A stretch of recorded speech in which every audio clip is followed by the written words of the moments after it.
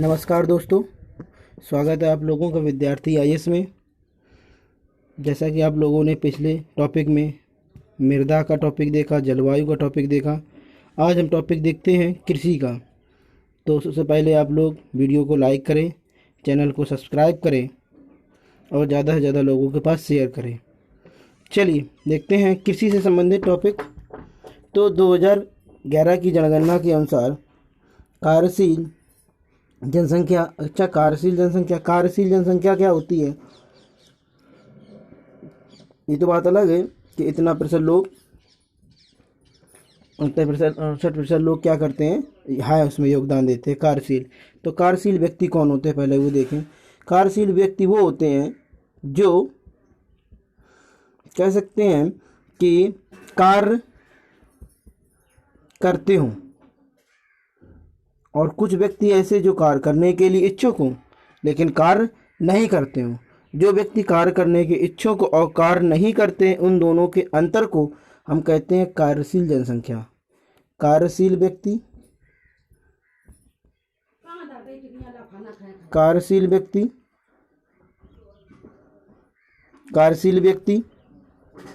तो हमने आपको बताया कार्यशील व्यक्ति की परिभाषा। जो व्यक्ति कार्य करने के इच्छुक होता है और कुछ व्यक्ति कार्य करने के इच्छुक नहीं होते हैं और कार्य उनको मिल रहा है लेकिन उनकी इच्छा के अनुसार काम नहीं मिल रहा है, तो उन दोनों के अंतर को बोलते हैं कार्यशील व्यक्ति। तो 2011 की जनगणना के अनुसार प्रदेश की कुल कार्यशील जनसंख्या के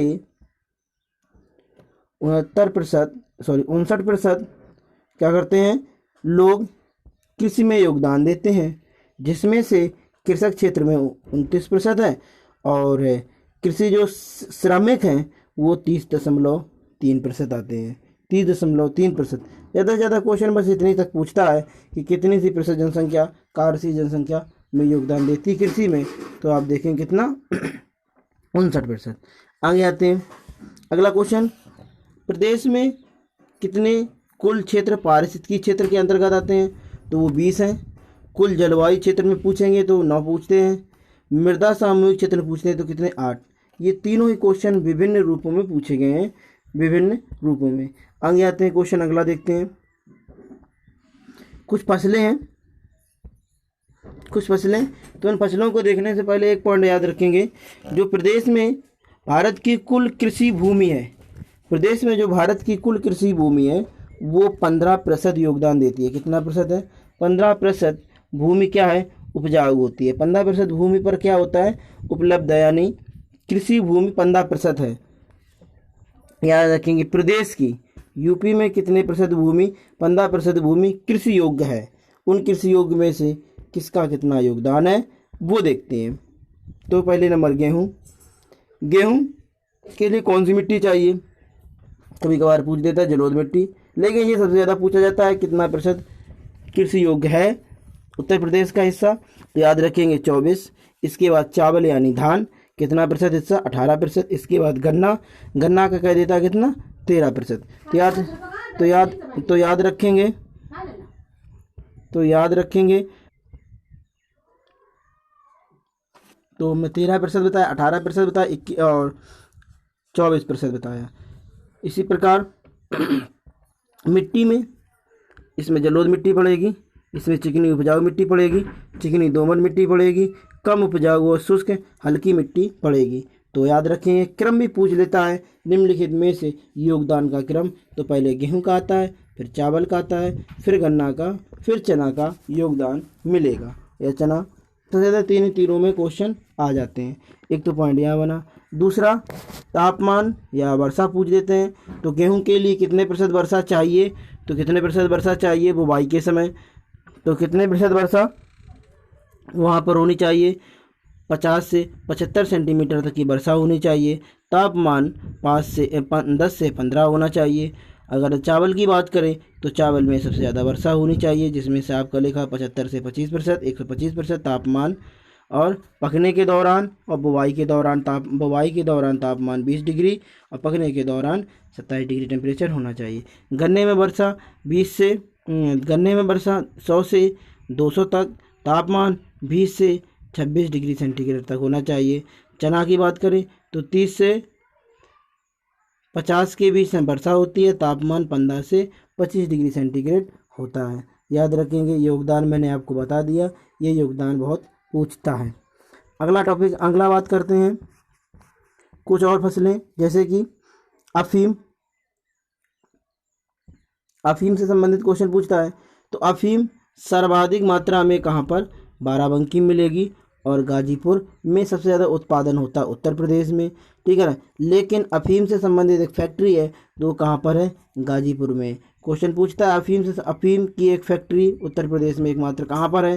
तो वो देता है बाराबंकी और गाजीपुर। बाराबंकी उत्पादन के लिए है, लेकिन गाजीपुर में क्या है? फैक्ट्री है। याद रखेंगे, गाजीपुर में क्या है? फैक्ट्री है। आम की कुछ किस्में देखते हैं। आम की कुछ किस्मों में देखेंगे, स्टेट आम प्रमुख उत्पादन क्षेत्र कहाँ का है? सहारनपुर में मिलेगा या मेरठ मिलेगा। दशहरी आम कहाँ पर मिलेगा? मलियाबादी होता है, यानी लखनऊ के पास मिलेगा।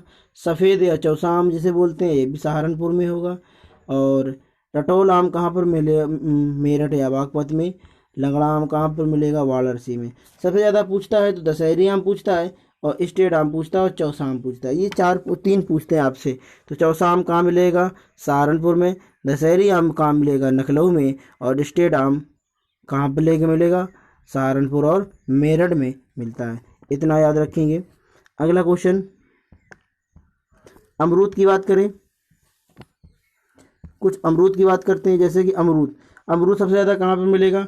तो अमरूद इलाहाबाद में मिलता है, इलाहाबादी अमरूद, ठीक है ना। यहाँ पर जो अमरूद होते हैं, ये दोनों जो प्रजातियों के अमरूद सबसे ज़्यादा निर्यात किए जाते हैं। कौन से?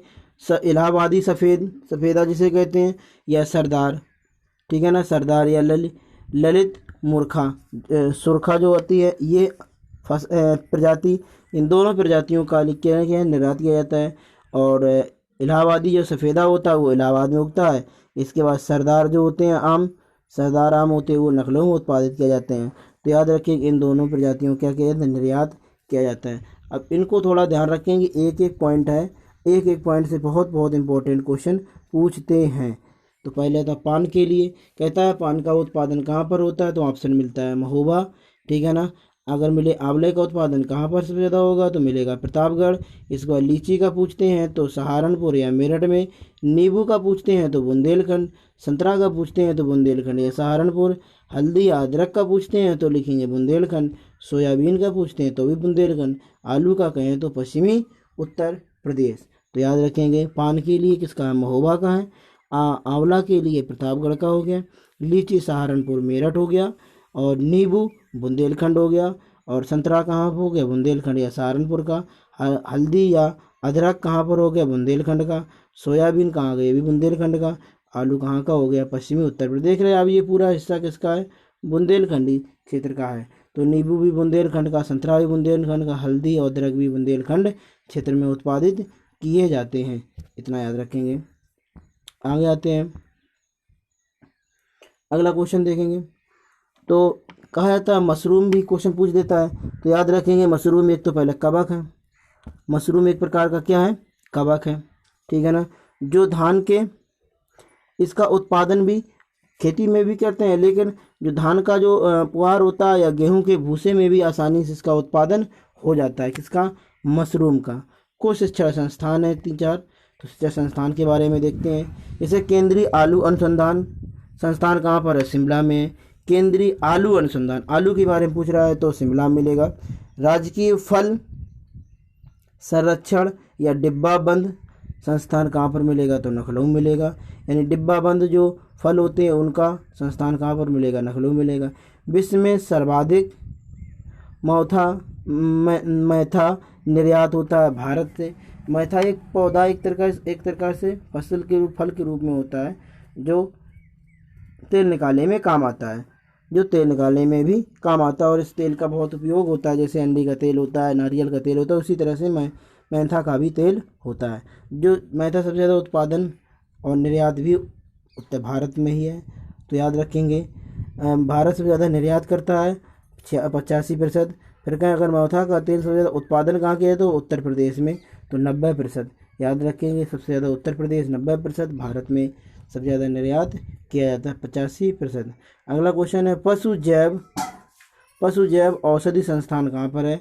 पशु जैव औषधि संस्थान कहाँ मिलेगी आपको? ये मिलेगी लखनऊ में मिलेगा। पशु जैव औषधि संस्थान कहाँ पर मिलेगी? लखनऊ में मिलेगी। ठीक है ना। इतना आपका ये टॉपिक हुआ।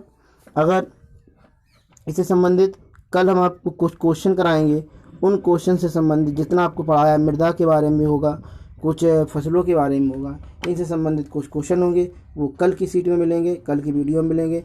वीडियो इतना ही रहेगा, इतने छोटे छोटे वीडियो आपके बनाए जा रहे हैं, तो वीडियो को देखें और वीडियो को लाइक करें, चैनल को सब्सक्राइब करें और बेल आइकन को ज़रूर से ज़रूर दबाएं, जिससे आपको समय समय पर वीडियो का नोटिफिकेशन मिल सके।